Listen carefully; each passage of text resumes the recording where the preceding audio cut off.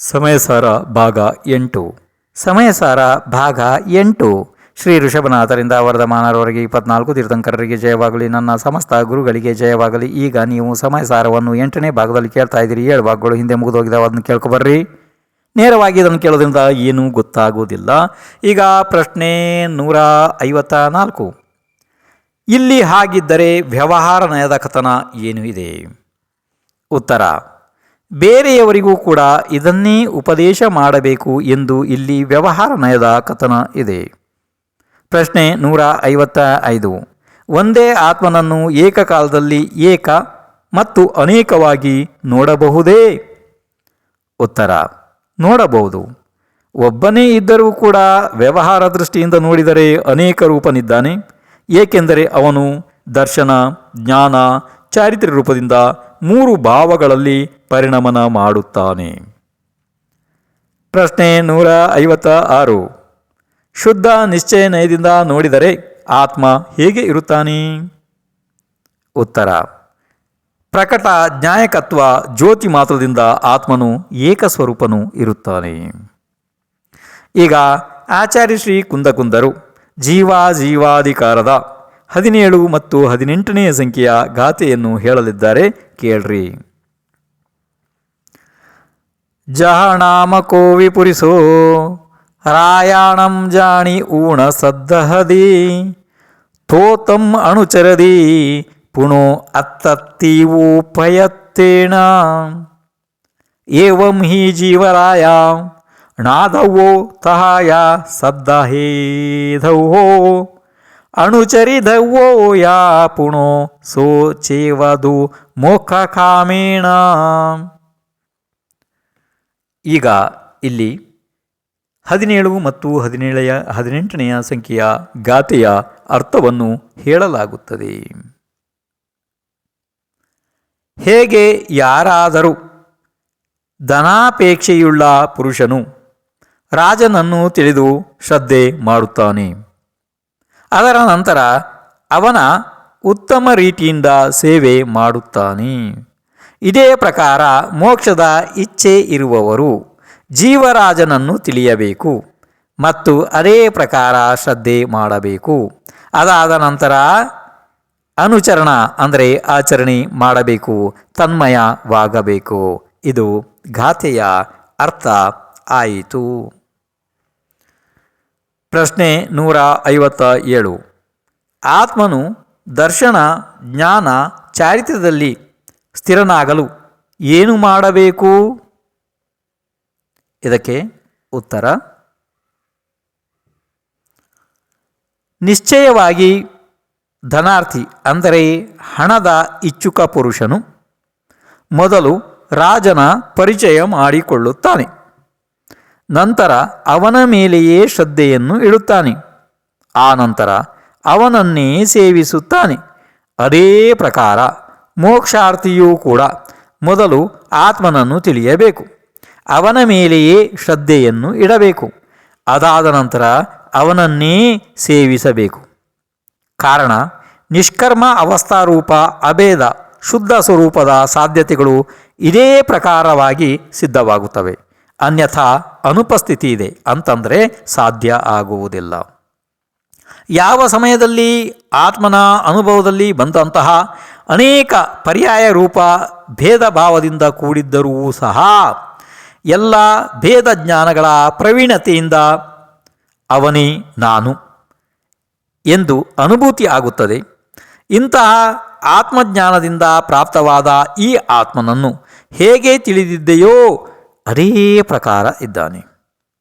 ಈ ಪ್ರತೀತಿ ರೂಪ ಶ್ರದ್ಧೆಯ ಉದಯ ಆಗುತ್ತದೆ.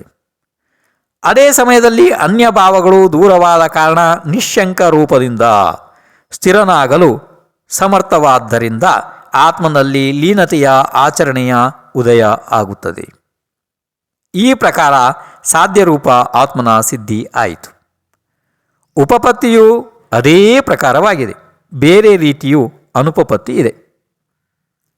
ಯಾವ ಸಮಯದಲ್ಲಿ ಇಂತಹ ಅನುಭೂತಿ ಸ್ವರೂಪನಾದ ಭಗವಾನ್ ಆತ್ಮನು ಅಬಾಲ ಗೋಪಾಲರೆಲ್ಲರ ಅನುಭವದಲ್ಲಿ ಯಾವಾಗಲೂ ತಾನಾಗಿಯೇ ಬಂದ ನಂತರವೂ ಅನಾದಿ ಬಂಧದ ವಶದಿಂದ ಪರ ದ್ರವ್ಯದೊಡನೆ ಏಕತ್ವದ ನಿಶ್ಚಯದಿಂದ ಮೂಢ ಅಜ್ಞಾನಿ ಮನುಷ್ಯನಿಗೆ ಯಾವ ಈ ಅನುಭೂತಿ ಇದೆ, ಅದೇ ನಾನಿದ್ದೇನೆ ಎಂಬ ಆತ್ಮಜ್ಞಾನವು ಉದಯವಾಗುವುದಿಲ್ಲ. ಅದರ ಭಾವದಿಂದ ಅಜ್ಞಾತದ ಶ್ರದ್ಧೆಯು ಕತ್ತೆಯ ಕೋಡಿನಂತೆ ಶ್ರದ್ಧೆ ಮಾಡುವುದು ಇದೆ, ಅದು ಅಲ್ಲಿ ಶ್ರದ್ಧೆಯ ಉದಯ ಆಗುವುದಿಲ್ಲ. ಆ ವೇಳೆಯಲ್ಲಿ ಎಲ್ಲ ಅನ್ಯ ಭಾವಗಳ ಭೇದವಾಗದ ಕಾರಣ, ನಿಶ್ಶಂಕ ರೂಪದಿಂದ ಆತ್ಮನಲ್ಲಿ ಸ್ಥಿರವಾಗದ ಕಾರಣ ಆಚರಣೆಯೂ ಕೂಡ ಆಗುವುದಿಲ್ಲ. ಆದ್ದರಿಂದ ಆತ್ಮನನ್ನು ಸಾಧಿಸಿಕೊಳ್ಳುವುದಿಲ್ಲ. ಈ ಪ್ರಕಾರ ಸಾಧ್ಯಭೂತ ಆತ್ಮನ ಸಿದ್ಧಿಯ ಅನ್ಯತಾನುಪತ್ತಿ ಇಲ್ಲಿ ಸಿದ್ಧ ಆಗುತ್ತದೆ. ಪ್ರಶ್ನೆ ಎಲ್ಲಿವರೆಗೆ ಆಗಿತ್ತು? 157 ಆಗಿತ್ತಲ್ವ? ಪ್ರಶ್ನೆ 158. ಹಾಗಿದ್ದರೆ ಆತ್ಮನ ಸಿದ್ಧಿ ಹೇಗೆ ಆಗುತ್ತದೆ? ಉತ್ತರ: ದರ್ಶನ ಜ್ಞಾನ ಚಾರಿತ್ರ್ಯಗಳಿಂದಲೇ ಆತ್ಮನ ಸಿದ್ಧಿ ಆಗುತ್ತದೆ, ಇತರ ಪ್ರಕಾರದಿಂದ ಇಲ್ಲ. ಏಕೆಂದರೆ ಈ ಯಾವನು ತಿಳಿದುಕೊಳ್ಳುವವನು ಅನುಭವದಲ್ಲಿ ಬರುತ್ತಾನೆ, ಅವನು ನಾನೇ ಇದ್ದೇನೆ ಎಂದು ಮೊದಲಂತೂ ಆತ್ಮನನ್ನು ತಿಳಿದುಕೊಳ್ಳಬೇಕು. ಇದಾದ ನಂತರ ಅವನ ಪ್ರತೀತಿ ರೂಪದ ಶ್ರದ್ಧೆ ಆಗುತ್ತದೆ. ಏಕೆಂದರೆ ತಿಳಿದುಕೊಳ್ಳದೆಯೇ ಯಾರ ಶ್ರದ್ಧೆ ಮಾಡುವುದು? ಆ ನಂತರ ಇತರ ಎಲ್ಲ ಭಾವಗಳಿಂದ ಭೇದ ಮಾಡಿ ಸ್ಥಿರವಾಗುವನು. ಹೀಗೆ ಸಿದ್ಧಿ ಆಗುತ್ತದೆ. ಆದರೆ ಒಂದು ವೇಳೆ ತಿಳಿದುಕೊಳ್ಳದಿದ್ದರೆ ಶ್ರದ್ಧೆಯೂ ಆಗುವ ಸಾಧ್ಯತೆ ಇಲ್ಲ. ಮತ್ತು ಇಂತಹ ಸ್ಥಿತಿಯಲ್ಲಿ ಸ್ಥಿರತೆಯನ್ನು ಎಲ್ಲಿ ಮಾಡುವುದು? ಅದಕ್ಕಾಗಿ ಬೇರೆ ಪ್ರಕಾರದಿಂದ ಸ್ಥಿರವಾಗುವುದಿಲ್ಲ ಎಂದು ಇಲ್ಲಿ ನಿಶ್ಚಯ ಇದೆ. ಅಂದರೆ ಇದೇ ಪ್ರಕಾರ ಮಾಡಬೇಕಾಗಿದೆ. ಪ್ರಶ್ನೆ 159. ಆತ್ಮನ ಅನುಭವ ನಿರಂತರ ಆಗುತ್ತಾ ಇರುತ್ತದೆಯೇ? ಉತ್ತರ: ಆಚಾರ್ಯರು ಹೀಗೆ ಹೇಳುತ್ತಾರೆ, ಕೇಳಿರಿ. ಅನಂತ ಚೈತನ್ಯವು ಯಾರ ಚಿಹ್ನೆ ಇದೆ, ಅಂತಹ ಈ ಆತ್ಮಜ್ಯೋತಿಯ ಅನುಭವವನ್ನು ನಾವು ನಿರಂತರ ಮಾಡುತ್ತೇವೆ. ಏಕೆಂದರೆ ಅದರ ಅನುಭವವಿಲ್ಲದೆ ಸಾಧ್ಯದ ಸಿದ್ಧಿಯಾಗುವುದಿಲ್ಲ. ಅಂದರೆ ಯಾವನು ಯಾವುದೇ ಪ್ರಕಾರದಿಂದ ತ್ರಿತ್ವವನ್ನು ಸ್ವೀಕಾರ ಮಾಡಿದ್ದಾನೆ, ಆದರೂ ಅವನು ಏಕತ್ವದಿಂದ ಚ್ಯುತನಾಗಿಲ್ಲ ಮತ್ತು ಅವನು ನಿರ್ಮಲತೆಯಿಂದ ಉದಯಕ್ಕೆ ಪ್ರಾಪ್ತವಾಗುತ್ತಲಿದ್ದಾನೆ. ಹೀಗಿದೆ. ಈಗ ನಿಮಗೆ ಇದು ಸರಿಯಾಗಿ ಅರ್ಥ ಆಗಿಲ್ಲ, ನನಗೆ ಗೊತ್ತಿದೆ. ಈಗ ಇದರ ಭಾವಾರ್ಥ ಸ್ವಲ್ಪ ಸಮಾಧಾನವಾಗಿ ಕೇಳ್ರಿ, ಆವಾಗ ನಿಮಗೆ ಇದು ಅನುಭವದಲ್ಲಿ ಬರುತ್ತದೆ. ಆಯಿತು? ಈಗ ಕೇಳ್ರಿ. ಯಾರಿಗೆ ಯಾವುದೇ ಪ್ರಕಾರದ ಪರ್ಯಾಯ ದೃಷ್ಟಿಯಿಂದ ತ್ರಿತ್ವ ಅಂದರೆ ದರ್ಶನ, ಜ್ಞಾನ, ಚಾರಿತ್ರ್ಯ ಪ್ರಾಪ್ತವಾಗಿದ್ದರೂ ಕೂಡ ಶುದ್ಧ ದ್ರವ್ಯ ದೃಷ್ಟಿಯಿಂದ ಯಾವುದು ಏಕತ್ವದಿಂದ ರಹಿತವಾಗಿಲ್ಲ ಹಾಗೂ ಯಾವುದು ಅನಂತ ಚೈತನ್ಯ ಸ್ವರೂಪವಾದ ನಿರ್ಮಲ ಉದಯಕ್ಕೆ ಬರುತ್ತಾ ಇದೆ, ಅಂದರೆ ಉದಯಕ್ಕೆ ಪ್ರಾಪ್ತ ಆಗುತ್ತಾ ಇದೆ, ಅಂತಹ ಆತ್ಮಜ್ಯೋತಿಯ ಅನುಭವವನ್ನು ನಾವು ನಿರಂತರವಾಗಿ ಅನುಭವ ಮಾಡುತ್ತೇವೆ ಎಂದು ಆಚಾರ್ಯರು ಇಲ್ಲಿ ಹೇಳುತ್ತಾರೆ. ಯಾರು ಸಮ್ಯಕ್ ದೃಷ್ಟಿಯಾದ ಪುರುಷರು ಇದ್ದಾರೆ, ಅವರು ನಾವು ಹೇಗೆ ಅನುಭವ ಮಾಡುತ್ತೇವೆ ಹಾಗೆ ಎಲ್ಲರೂ ಅನುಭವ ಪಡೆಯಲೆಂಬುದೇ ಇಲ್ಲಿ ಇದನ್ನು ಹೇಳುವುದರ ಅವರ ಆಶೆ ಇದೆ ಎಂದು ಇಲ್ಲಿ ಈ ರೀತಿ ತಿಳಿಯಬೇಕಿದನ್ನು. ಇನ್ನು ಮುಂದೆ ಹಾಗಾದರೆ ಇದು ನಾನು ಸಾಮಾನ್ಯ ಗೊತ್ತಾಯ್ತು ನಿಮಗೆ, ಯಾಕೋ ನನಗೆ ಅನುಮಾನ ಇದೆ. ಇರಲಿ ಬಿಡಿ, ಆದರೂ ಪರವಾಗಿಲ್ಲ. ಇನ್ನು ಮುಂದೆ ಇನ್ನು ಬೇರೆ ರೀತಿ ಮತ್ತೆ ಹೇಳ್ತೀನಿ. ಪ್ರಶ್ನೆ 160. ಆತ್ಮನಂತೂ ಜ್ಞಾನದೊಡನೆ ತಾಧ್ಯಾತ್ಮ ಸ್ವರೂಪನಾಗಿದ್ದಾನೆ, ಬೇರೆ ಇಲ್ಲ. ಅದಕ್ಕಾಗಿ ಅವನು ನಿತ್ಯವೂ ಜ್ಞಾನದ ಸೇವನೆ ಮಾಡುತ್ತಾನೆ ಎಂದ ಮೇಲೆ ಅವನಿಗೆ ಪುನಃ ಜ್ಞಾನದ ಉಪಾಸನೆ ಮಾಡುವ ಉಪದೇಶವನ್ನು ಏಕೆ ಕೊಡಲಾಗಿದೆ? ಇದು ಪ್ರಶ್ನೆ. ಈಗ ಹಾಗಾದರೆ ನಿಮಗೆ ಪ್ರಶ್ನೆ ಅರ್ಥ ಆಯಿತು? ಯಾಕೋ ನನಗೆ ಅನುಮಾನ ಇದೆ, ನಿಮಗೆ ಪ್ರಶ್ನೆ ಅರ್ಥ ಆಗಿರೋದೇ ನನಗೆ ಯಾಕೋ ಗ್ಯಾರಂಟಿ ಇಲ್ಲ. ಪ್ರಶ್ನೆ ಇನ್ನೊಂದು ಸಲ ಕೇಳ್ತೀರಿ, ಸ್ವಲ್ಪ ಕೇಳ್ರಿ. ಹಾಗಾದರೆ ಯಾಕೆಂದರೆ ಪ್ರಶ್ನೆ ಸ್ವಲ್ಪ ದೊಡ್ಡ ಆದ ಕೂಡಲೇ ನಿಮಗೆ ಅದು ಗೊತ್ತಾಗೋದಿಲ್ಲ. ಯಾವತ್ತೂ ನೀವು ಉತ್ತರವನ್ನು ತಿಳಿಯುವ ಮೊದಲು ಪ್ರಶ್ನೆಯನ್ನು ಎರಡೆರಡು ಸತಿ ಕೇಳ್ಕೋಬೇಕು. ಇಲ್ಲಾಂದರೆ ಅರ್ಥಕ್ಕೆ ಅನರ್ಥ ಆಗಿ ಅಲ್ಲ ವ್ಯರ್ಥ ಆಗಿ ಹೋಗಬಹುದು ನೋಡ್ರಿ. ಹಾಂ, ಇನ್ನೊಂದು ಸಲ ಹೇಳ್ತೀನಿ ಪ್ರಶ್ನೆ ನೋಡ್ರಿ. 160ನೇ ಸಂಖ್ಯೆಯ ಪ್ರಶ್ನೆ. ಆತ್ಮನಂತೂ ಜ್ಞಾನದೊಡನೆ ತಾಧ್ಯಾತ್ಮ ಸ್ವರೂಪ ಅಂದರೆ ಬೆರೆತಿರುವುದನ್ನು ತಾಧ್ಯಾತ್ಮ ಅಂತ ಹೇಳ್ತಾರೆ. ಗೊತ್ತಾಗ್ತಿದೆಯಲ್ಲ? ಹಾಂ, ಇನ್ನೊಂದು ಸಲ ಕೇಳಿ ಪ್ರಶ್ನೆ. ಆತ್ಮನಂತೂ ಜ್ಞಾನದೊಡನೆ ತಾಧ್ಯಾತ್ಮ ಸ್ವರೂಪನಾಗಿದ್ದಾನೆ, ಬೇರೆ ಇಲ್ಲ. ಅದಕ್ಕಾಗಿ ಅವನು ನಿತ್ಯವೂ ಜ್ಞಾನದ ಸೇವನೆ ಮಾಡುತ್ತಾನೆ ಎಂದ ಮೇಲೆ ಅವನಿಗೆ ಪುನಃ ಪುನಃ ಜ್ಞಾನದ ಉಪಾಸನೆ ಮಾಡುವ ಉಪದೇಶವನ್ನು ಏಕೆ ಕೊಡಲಾಗಿದೆ? ಉತ್ತರ ಈ ಪ್ರಕಾರವಾಗಿ ಇಲ್ಲ. ಒಂದು ವೇಳೆ ಆತ್ಮನು ಜ್ಞಾನದೊಡನೆ ತಾಧ್ಯಾತ್ಮ ಸ್ವರೂಪನಾಗಿದ್ದರೂ ಕೂಡ ಅವನು ಒಂದು ಕ್ಷಣ ಮಾತ್ರವೂ ಜ್ಞಾನದ ಸೇವನೆ ಮಾಡುವುದಿಲ್ಲ. ಏಕೆಂದರೆ ಸ್ವಯಂ ಬುದ್ಧತ್ವ ಅಂದರೆ ತನ್ನನ್ನು ತಾನು ತಿಳಿಯುವುದು, ಇಲ್ಲವೇ ಬೋಧಿತ ಬುದ್ಧತ್ವ ಅಂದರೆ ಇತರರು ತಿಳಿಸುವುದರಿಂದ ತಿಳಿಯುವುದು. ಈ ಕಾರಣದಿಂದ ಜ್ಞಾನದ ಉತ್ಪತ್ತಿ ಆಗುತ್ತದೆ. ಇಲ್ಲದಿದ್ದರೆ ಕಾಲಲಬ್ಧಿ ಬಂದಾಗ ತಾನೇ ತಿಳಿದುಕೊಳ್ಳುತ್ತಾನೆ, ಅಥವಾ ಯಾರಾದರೂ ಉಪದೇಶ ಕೊಡುವವರು ಸಿಕ್ಕಾಗ ತಿಳಿದುಕೊಳ್ಳುತ್ತಾನೆ. ಒಂದು ಉದಾಹರಣೆ ಅಂದರೆ, ಹೇಗೆ ಮಲಗಿದ ಮನುಷ್ಯ ಇರ್ತಾನಲ್ಲ, ಹೇಗೆ ಮಲಗಿದ ಮನುಷ್ಯನನ್ನು ಬೇಕಾದರೆ ಅಂದರೆ ಮಲಗಿದ ಮನುಷ್ಯ ಬೇಕಾದರೆ ತಾನಾಗೇ ಎಚ್ಚರಗೊಳ್ಳಬಹುದು. ಇಲ್ಲದಿದ್ದರೆ ಬೇರೆ ಯಾರಾದರೂ ಎಚ್ಚರಗೊಳಿಸಿದರೆ ಅವನು ಎಚ್ಚರಗೊಳ್ಳಬಹುದು ಅಲ್ವಾ? ಇದೇ ರೀತಿ. ಈಗ ಪ್ರಶ್ನೆ 161. ಒಂದು ವೇಳೆ ಹೀಗೆಯೇ ಇದ್ದರೆ ತಿಳಿದುಕೊಳ್ಳುವ ಕಾರಣವು ದೊರಕುವ ಮುನ್ನ ಆತ್ಮನೇನೂ ಅಜ್ಞಾನಿಯೇ ಆಗಿದ್ದನು, ಏಕೆಂದರೆ ಅವನಿಗೆ ಯಾವಾಗಲೂ ಅಪ್ರತಿ ಬುದ್ಧತ್ವವಿದೆ. ನಿಮಗೆ ಪ್ರಶ್ನೆ ಗೊತ್ತಾಯ್ತಾ? ಇನ್ನೊಂದು ಸಲ ಹೇಳಬೇಕಾ?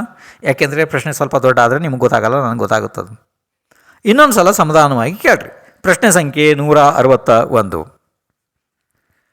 ಒಂದು ವೇಳೆ ಹೀಗೆಯೇ ಇದ್ದರೆ ಅಂದರೆ ತಿಳಿದುಕೊಳ್ಳುವ ಕಾರಣವು ದೊರಕುವ ಮೊದಲು ಆತ್ಮನೇನು ಅಜ್ಞಾನಿಯೇ ಆಗಿದ್ದನು ಹಾಗಿದ್ದರೆ, ಯಾಕೆಂದರೆ ಅವನಿಗೆ ಯಾವಾಗಲೂ ಅಪ್ರತಿಬುದ್ಧತ್ವವಿದೆ. ಅದರ ಉತ್ತರವನ್ನು ಹೇಳುತ್ತಾರೆ, ಹೌದು, ಇದು ಹಾಗೆಯೇ ಇದೆ. ಅವನು ಅಜ್ಞಾನಿಯೇ ಆಗಿದ್ದನು. ಪ್ರಶ್ನೆ 162.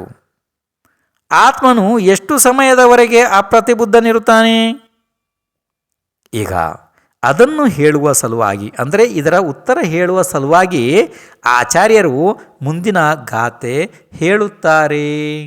ಇಲ್ಲೀಗ 2 ಗಾಥೆಗಳನ್ನು ನೀವು ಕೇಳಬೇಕಾಗುತ್ತೆ ಒಂದೇ ಸಲ ಅಲ್ಲ, ಒಂದೇ ಇದೆಯೇ ಅದನ್ನು ಕೇಳ್ರಿ, ಇರಲಿ ಒಂದೇ. ಹಾಂ, ಈಗ ಆಚಾರ್ಯರು ಜೀವಾಧಿಕಾರದ 19ನೇ ಸಂಖ್ಯೆಯ ಗಾಥೆಯನ್ನು ಹೇಳುತ್ತಾರೆ, ಕೇಳ್ರಿ.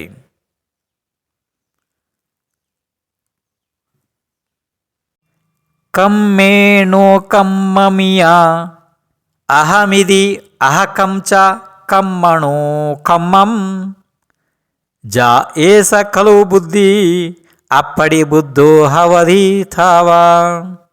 ಈಗ ಈ 19ನೇ ಸಂಖ್ಯೆಯ ಗಾಥೆಯ ಅರ್ಥವನ್ನು ಕೇಳಿರಿ. ಎಲ್ಲಿಯವರೆಗೆ ಜ್ಞಾನಾವರಣಾದಿ ದ್ರವ್ಯಕರ್ಮ, ಭಾವಕರ್ಮ ಮತ್ತು ಶರೀರ ಆದಿ ಕರ್ಮಗಳಲ್ಲಿ ನಾನು ಕರ್ಮ ಕರ್ಮನಿದ್ದೇನೆ ಮತ್ತು ಈ ಕರ್ಮ ಕರ್ಮಗಳು ನನ್ನವು ಇವೆ, ಹೀಗೆ ನಿಶ್ಚಯ ಬುದ್ಧಿ ಇರುತ್ತದೆ, ಅಲ್ಲಿಯವರೆಗೆ ಈ ಆತ್ಮನು ಅಪ್ರತಿಬುದ್ಧನಿದ್ದಾನೆ.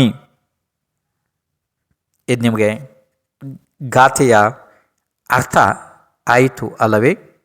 ಈಗ ನಿಮಗೆ ಪ್ರಶ್ನೆ ನೆನಪಿದೆಯಾ? ಎಷ್ಟು ಆಗಿತ್ತು ಅಂತ ಹೇಳಿ, ಇಲ್ವಾ? ಪ್ರಶ್ನೆ ಹೇಳ್ರಿ, ಎಷ್ಟಾಗಿತ್ತು ಹಿಂದೆ? ಈಗ ಗಾಥೆ ಎಷ್ಟಾಯಿತು? 19 ಆಯಿತು ಅಲ್ವಾ? ಹಾಂ, ಈಗ ಹಾಗಿದ್ರೆ ಪ್ರಶ್ನೆ ಕೇಳಿ. ಪ್ರಶ್ನೆ 163. ಆತ್ಮನು ಎಲ್ಲಿಯವರೆಗೆ ಅಪ್ರಬುದ್ಧನಿರುತ್ತಾನೆ, ಅಂದರೆ ಅಪ್ರತಿಬುದ್ಧನಿರುತ್ತಾನೆ, ಮತ್ತು ಯಾವಾಗ ಪ್ರತಿಬುದ್ಧನಾಗುತ್ತಾನೆ? ಉತ್ತರ, ಇದೊಂದು ಸ್ವಲ್ಪ ವಿಸ್ತಾರ ಆಗುತ್ತೆ ಉತ್ತರ. ಆದರೆ ಇದನ್ನು ನೀವು 2-3 ಸತಿ ಕೇಳೋದ್ರಿಂದ ಮಾತ್ರ ನಿಮಗೆ ಅನುಭವದಲ್ಲಿ ಬರ್ತದೆ. ಇಲ್ಲಾಂದರೆ ಮತ್ತೆ ಅದನ್ನು ಸರಳವಾಗಿ ಹೇಳೋದಕ್ಕೆ ಪ್ರಯತ್ನ ಮಾಡ್ತೇನೆ. ಸ್ವಲ್ಪ ಉತ್ತರ ವಿಸ್ತಾರ ಇದೆ, ಸ್ವಲ್ಪ ಗಮನ ಇಟ್ಟು ಕೇಳ್ರಿ. ಯಾವ ಪ್ರಕಾರವಾಗಿ ಸ್ಪರ್ಶ, ರಸ, ಗಂಧ, ವರ್ಣ ಮೊದಲಾದ ಭಾವಗಳಲ್ಲಿ ಮತ್ತು ವಿಸ್ತಾರ, ಆಳ, ಅವಗಾಹನ ರೂಪವಾದ ಹೊಟ್ಟೆ ಮೊದಲಾದ ಆಕಾರದಲ್ಲಿ ಪರಿಣಮಿಸಲ್ಪಟ್ಟ ಪುದ್ಗಲ ಸ್ಕಂದಗಳಲ್ಲಿ ಇದೂ ಕೂಡ ಇದೆ ಎಂದು ಮತ್ತು ಕೂಡದಲ್ಲಿ ಈ ಸ್ಪರ್ಶ, ರಸ, ಗಂಧ, ವರ್ಣ ಮೊದಲಾದ ಭಾವಗಳು ಹಾಗೂ ವಿಸ್ತಾರ, ಆಳ, ಹೊಟ್ಟೆಯ ಆಕಾರ ಮೊದಲಾದ ರೂಪವಾಗಿ ಪರಿಣಮಿಸಲ್ಪಟ್ಟ ಪುದ್ಗಲ ಸ್ಕಂದಗಳಿವೆ ಎಂದು ವಸ್ತುವಿನಲ್ಲಿ ಅಭೇದದಿಂದ ಅನುಭೂತಿಯಾಗುತ್ತದೆ. ಇದೇ ಪ್ರಕಾರವಾಗಿ ಕರ್ಮ ಮತ್ತು ಮೋಹವೇ ಮೊದಲಾದ ಅಂತರಂಗ ಪರಿಣಾಮಗಳು ಹಾಗೂ ನೋಕರ್ಮ, ಶರೀರ ಮೊದಲಾದ ಬಾಹ್ಯ ವಸ್ತುಗಳು ಇವೆಲ್ಲವೂ ಪುದ್ಗಲದ ಪರಿಣಾಮಗಳು ಇವೆ ಮತ್ತು ಆತ್ಮನನ್ನು ತಿರಸ್ಕರಿಸುವಂಥವು ಇವೆ. ಅವುಗಳಲ್ಲಿ ಇದು ನಾನಿದ್ದೇನೆ ಈ ಪ್ರಕಾರ ಮತ್ತು ಆತ್ಮನಲ್ಲಿ ಈ ಕರ್ಮ, ಮೋಹ ಮೊದಲಾದ ಅಂತರಂಗ ಹಾಗೂ ನೋಕರ್ಮ, ಶರೀರ ಮೊದಲಾದ ಬಹಿರಂಗ ಆತ್ಮ ತಿರಸ್ಕಾರಿಯಾದ, ಅಂದರೆ ಆತ್ಮನನ್ನು ತಿರಸ್ಕಾರ ಮಾಡುವಂತಹ ಪುದ್ಗಲ ಪರಿಣಾಮಗಳು ಇವೆ. ಈ ಪ್ರಕಾರ ಎಲ್ಲಿಯವರೆಗೆ ಅಭೇದ ರೂಪದಿಂದ ವಸ್ತುವಿನ ಅನುಭೂತಿ ಇದೆ, ಅದುವರೆಗೆ ಆತ್ಮನು ಅಪ್ರತಿಬುದ್ಧನಿದ್ದಾನೆ. ಮತ್ತು ಎಂದಾದರೊಮ್ಮೆ ಯಾವ ಪ್ರಕಾರ ಸ್ವಾಪರಗಳ ಆಕಾರವನ್ನು ಪ್ರತಿಭಾಸಿಸುವಂತಹ ಸ್ವಚ್ಛತೆಯ ಅನುರೂಪವಾದ ಕನ್ನಡಿಯದ್ದಿದೆ, ಅಂದರೆ ಕನ್ನಡಿಯದ್ದು ಸ್ವಚ್ಛ ರೂಪ ಇದೆ ಆ ರೀತಿ, ಮತ್ತು ಉಷ್ಣತೆ ಹಾಗೂ ಜ್ವಾಲೆಗಳು ಅಗ್ನಿಯವು ಇವೆ. ಇದೇ ಪ್ರಕಾರ ಅರೂಪಿಯಾದ ಆತ್ಮನಿಗಂತೂ ತನ್ನನ್ನು ಮತ್ತು ಇತರರನ್ನು ತಿಳಿಯುವಂತಹ ಜ್ಞಾತೃತ್ವವೇ ಇದೆ. ಮತ್ತು ಕರ್ಮ ಹಾಗೂ ನೋಕರ್ಮಗಳು ಪುದ್ಗಲ ಇವೆ. ಹೀಗೆ ಸ್ವತಃ ಇಲ್ಲವೇ ಪರೋಪದೇಶದಿಂದ ಯಾವುದರ ಮೂಲವು ಭೇದ ವಿಜ್ಞಾನವಿದೆ ಅಂತಹ ಅನುಭೂತಿಯು ಉತ್ಪನ್ನವಾಗುತ್ತಲೇ ಆತ್ಮನು ಪ್ರತಿಬುದ್ಧನಾಗುತ್ತಾನೆ. ಇನ್ನು ಮುಂದೆ ಪ್ರಶ್ನೆ 164 ಅಲ್ಲ, ಎಷ್ಟಾಯಿತು ಇಲ್ಲಿಗೀಗ? ಹಾಂ ಹೌದು, ಪ್ರಶ್ನೆ 164 ಅಲ್ವಾ? ಮೇಲೆ ಹೇಳಿದ ವಿಷಯದ ಸಂಕ್ಷಿಪ್ತ ಭಾವಾರ್ಥ ಏನು? ಉತ್ತರ, ಇಲ್ಲಿ ಈಗ ಇದು ಅಂದರೆ ಸ್ವಲ್ಪ ವಿಸ್ತಾರವಾಗಿ ಇದೆ, ನೋಡೋಣ. ಕೇಳ್ರಿ, ವೇಗವಾಗಿ ಕೇಳ್ರಿ. ಯಾವ ಪ್ರಕಾರ ಸ್ಪರ್ಶ ಮೊದಲಾದವುಗಳೆಲ್ಲ ಪುದ್ಗಲದ ಮತ್ತು ಪುದ್ಗಲದ ಸ್ಪರ್ಶ ಮೊದಲಾದವುಗಳು ಅನುಭವವಾಗುತ್ತದೆ, ಏಕೆಂದರೆ ಎರಡೂ ಏಕರೂಪವಾಗಿ ಅನುಭವದಲ್ಲಿ ಬರ್ತವೆ. ಅದೇ ಪ್ರಕಾರ ಎಲ್ಲಿಯವರೆಗೆ ಆತ್ಮನಿಗೆ ಕರ್ಮ ನೋಕರ್ಮಗಳಲ್ಲಿ ಆತ್ಮನ ಮತ್ತು ಆತ್ಮನಲ್ಲಿ ಕರ್ಮ ನೋಕರ್ಮಗಳ ಭ್ರಾಂತಿ ಇರುತ್ತದೆ ಎಂದರೆ ಎರಡೂ ಏಕರೂಪದಿಂದ ಭಾಸವಾಗುತ್ತದೆ, ಅಲ್ಲಿಯವರೆಗಂತೂ ಆತ್ಮನು ಅಪ್ರತಿಬುದ್ಧನಿದ್ದಾನೆ. ಮತ್ತು ಯಾವಾಗ ಆತ್ಮನು ಜ್ಞಾನ ಸ್ವಭಾವವೇ ಇದ್ದಾನೆ ಹಾಗೂ ಕರ್ಮ ನೋಕರ್ಮಗಳು ಪುದ್ಗಲವೇ ಆಗಿವೆ ಎಂದು ತಿಳಿಯುತ್ತಾನೆ, ಆಗಲೇ ಅವನು ಪ್ರತಿಬುದ್ಧನಾಗುತ್ತಾನೆ. ಯಾವ ಪ್ರಕಾರ ಕನ್ನಡಿಯಲ್ಲಿ ಬೆಂಕಿಯ ಜ್ವಾಲೆಯು ಕಂಡುಬರುತ್ತದೆ, ಅಲ್ಲಿ ಜ್ವಾಲೆಯಂತೂ ಬೆಂಕಿಯಲ್ಲಿಯೇ ಇದೆ, ಅದು ಕನ್ನಡಿಯಲ್ಲಿ ಪ್ರವೇಶಿಸಿಲ್ಲ. ಮತ್ತು ಯಾವುದು ಕನ್ನಡಿಯಲ್ಲಿ ಕಂಡುಬರುತ್ತಲಿದೆ ಅದು ಕನ್ನಡಿಯ ಸ್ವಚ್ಛತೆಯೇ ಇದೆ ಎಂದು ತಿಳುವಳಿಕೆ ಆಗುತ್ತದೆ. ಅದೇ ಪ್ರಕಾರ ಕರ್ಮ ನೋಕರ್ಮಗಳು ತನ್ನ ಆತ್ಮನಲ್ಲಿ ಪ್ರವೇಶಿಸಿಲ್ಲ, ಆತ್ಮನ ಜ್ಞಾನದ ಸ್ವಚ್ಛತೆಯಲ್ಲಿಯೇ ಜ್ಞೇಯದ ಪ್ರತಿಬಿಂಬವು ಕಂಡುಬರುತ್ತದೆ. ಹೀಗೆ ಕರ್ಮ ನೋಕರ್ಮಗಳು ಜ್ಞೇಯವಾಗಿರುವುದರಿಂದ ಅವು ಪ್ರತಿಭಾಸಿತವಾಗುತ್ತವೆ ಎಂಬ ಭೇದ ವಿಜ್ಞಾನವಾದ ಅನುಭವವು ಆತ್ಮನಿಗೆ ಬೇಕಾದರೆ ತಾನಾಗಿಯೇ ಆಗುತ್ತದೆ, ಇಲ್ಲವೇ ಉಪದೇಶದಿಂದ ಆದಾಗ ಅವನು ಪ್ರತಿಬುದ್ಧ ಆಗುತ್ತಾನೆ. ಈಗ ಇನ್ನು ಮುಂದೆ ಹೇಳಲಿಕ್ಕಾಗಲ್ಲ, ಯಾಕೆಂದರೆ ಸಮಯ ಆಗ್ತದೆ ಅಂತ ಕಾಣ್ತದೆ. ನೀವು ನಾಳೆ ಸಮಯಕ್ಕೆ